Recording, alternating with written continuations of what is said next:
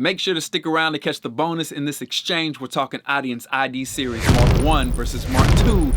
Do they even sound better? Did they even improve on the build of these MK2 units? Well, stick around and find out. But now, society!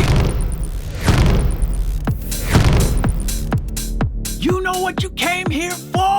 ID4 MK2 versus ID14 MK2. So if I'm like you and you're like me, trying to buy an Audient unit, well then that puts us in the same boat. And we want to make sure we're making a properly informed decision, right? So let's do the dash, the vibe is up, Audient ID MK2 units, the 4 versus the 14, similarities and differences. Activate the versus mode! Versus activated. Front of the units, similarities detected. Now, for the sake of conversation, they're the exact same. The same type, the same quantity, and most importantly, the same quality of inputs. You have your two headphone inputs, one of those being a 1/4 inch and the other one that unicorn 3.5mm jack, aka 1/8 inch, aka mini jack. And then to the left, you got your solo J-FET High-Z input. Easy enough, right? Well, let's take a look at the top of the units. Top of the units, differences detected. So the only thing that is the same here is the volume knob. Then from there, the first thing that I need y'all to understand is although these units are highlighted as single and double mic per units, they both have 2 channels in. The reason why they have 2 gain knobs. Now let's break it down. The ID4's top left gain knob is the channel 1 input gain, which is a mic line preamp. Then below that is your channel 2 input gain, which is the gain of the ID4's High-Z input. Not to be confused with the second mic preamp. Nonetheless, pretty straightforward on the ID4. But then on the ID14, the left gain knob is your channel 1, which is a mic line preamp. But then here's where it gets a little confusing. The ID14's High-Z input is not some mysterious additional channel, but when used, the way this thing is wired, the High-Z input overrides the ID14's channel 1 mic line pre and becomes the instrument input. So for the noobs out there, you don't get to plug in a mic to mic line 1 and a guitar to the High-Z and record both at the same time. With the ID14's channel 1 input, you have to choose mic line 1 or High-Z. And then to the right is the channel 2 gain knob, which is the gain for the unit's second mic line preamp. What else? More differences detected. Metering. With the metering on the ID4, you got 4 lights before clipping versus the ID14, 7 lights before clipping. So a little bit more information on the signal you're monitoring.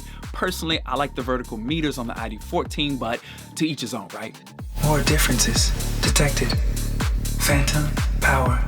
Now on the top of the ID4, the 48-volt phantom power switch is nowhere to be found. You have to activate that from the back. Although seemingly minor, personally, I want as much as I can accessible on the front or the top of the unit as to not disrupt workflow to any degree. Minor, I know, but once again, that makes me favor the ID14 just a little bit more. More differences detected. Monitor. Mix knob. So for the ID14, you have the button with the headphone icon that allows you to access and control your headphone volume independently. Whereas for the ID4 unit, that button is non-existent. But unique to the ID4, you have the monitor mix knob where you can blend your recording input with your DAW's audio and in the process avoid higher levels of latency. Pause. To any and all ID4 MK2 users out there who have actually used this monitor mix knob, I'm asking you to tap in with society and guests. Comment below. And share with us your experience with the ID4's latency. Is it not that bad? Is it super low? Is it nice to record with? If you own the ID4, please, for the love of sound, share your experience. And remember, the comment section here at Sound Society is always a go. Oh, and if this happens to be your first video and are wanting a more in-depth experience of what the ID14 MK2 specifically has to offer, we left a link just for you on our video about that in the description below. At any rate, if you have any questions, please ask away. Comment section lighted up. Now back to it. Back of the units. Differences detected. Line outputs. Now since we've already discussed the unit's inputs in the previous section, no need to speak on the corresponding combi jacks. Moving on to the line outputs found here on the back, the ID4 is giving you 1 pair of line outs, which is going to serve as your dedicated monitor outputs. Then you have the ID14, which is providing you with an extra pair, which leaves us with some pretty cool options. So we'll say hooking up a second pair of monitors, and if you have any analog hardware, you could run these line outs to your gear and return print inside your DAW. And with that same concept, guitar reamping would also apply. So once again, leaving the ID14 with an obvious edge. More differences detected. Optical input. Now for the ID4, once again, you're out of luck. But as far as the ID14, if you check the literature, you'll notice that it says it's a 10 input device. 10 inputs? You got 2 mic line pre's. How does anybody get 10 IMPUTs out this joint? With that little mysterious optical input, where via an ADAT cable allows you to expand your setup by up to 8 additional inputs by connecting an 8-channel device, such as an Audient ASP880 8-channel mic pre. So if you're looking to expand, the ID14's optical input is how you can. More differences detected. Software, mixer. So there will be some differences with the user experience of the software mixer portion of these 2 units. So check it out. Guys, here's where I need your help. This is where we come together. As I like to share the floor with y'all, and for now, the comment section is where y'all can really shine and help take this channel up a notch by all of y'all sharing your audio experience with other members of the society down in the comment section below. So on this one, attention all Audient ID users, I am asking of you to share your experience, knowledge, and insight on the software mixer portion of your ID unit in the comment section below. Don't hold back, fire away. Comment below. Now is your chance to add value for all those out there considering joining Team Audient. Thanks in advance. We gotta keep things moving. More differences detected. Dimensions. So for whatever it's worth, I'm talking travel carry, I'm talking desk space, or just sheer curiosity, the dimensions of these 2 units. We're talking width, we're talking depth, height.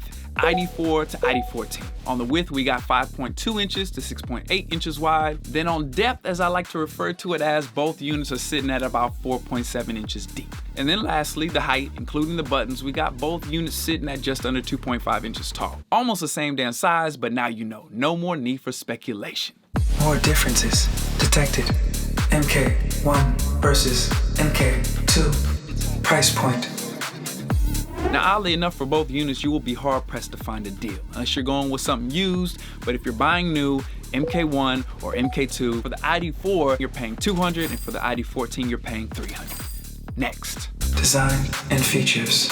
So for the ID4, Gen 1 versus Gen 2, almost the same unit. With the ID4 Mark 1, you have a USB 2.0 connectivity that has since moved to the Mark 2's USB-C. And for clarification, you are in fact still equipped with scroll control with both of these Mark 1 units. And then for the ID14 Gen 1 versus Gen 2, there's definitely more of a difference here. They so graciously included that 3.5mm additional headphone output. Then they jumped on the back and threw in an extra pair of line outputs. And then of course followed suit with the connectivity and went from USB 2.0 to USB-C.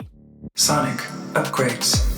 And now, the million-dollar question, but does it sound better? Inquiring minds want to know. Well, as far as the max sample rate supported, you got 96 kilohertz across the board, not offering more there. So what have they sonically upgraded? Man, I hate to disappoint, but on the preamp game 2, not only have no dBs of gain been added to these pre's, but with the ID14 MK1 that boasted 66 dBs of gain, they actually went backwards by cutting the ID14 pre-gain by 8 dBs, evening the playing field with 58 dBs of gain for both MK2 units. Wait, stop. We're supposed to be upgrading here. The MK2 units are supposed to be getting better. Where's the enhancements? Okay, I promise we're gonna leave here on a good note. Take it easy, so let's move on to the converters. And here's where Audient pulls away from the pack. With already astounding conversion with the Mark 1 units, for these Mark 2 models, they really outdid themselves. So for the ID4, these guys added 6 dBs of dynamic range to the A to D converter, and followed that with adding a whopping 11 dBs of dynamic range to the D to A. And then for the ID14, they added 4 dBs of dynamic range to the A to D and followed that with 9 dBs of dynamic range to the ID14's D to A. So for clarity, once again, they leveled the playing field with these 2 units. Suffice to say, you are getting the same top shelf level of conversion here, going with the ID4 or ID14 MK2 units, leaving them both spec'd at 120 dBs of dynamic range on the A to D converter and a whopping 126 dBs of dynamic range on the D to A. Pause. Jesus, that's crazy. So, ladies and gentlemen, any of y'all looking to grab the new interface of yours and are not quite convinced with Audient's ID series and need more context before making your purchase, we have just the video for you with our best budget audio interface that will be starting in a couple seconds. Thanks for watching. I'll see you in the next video. Let's go.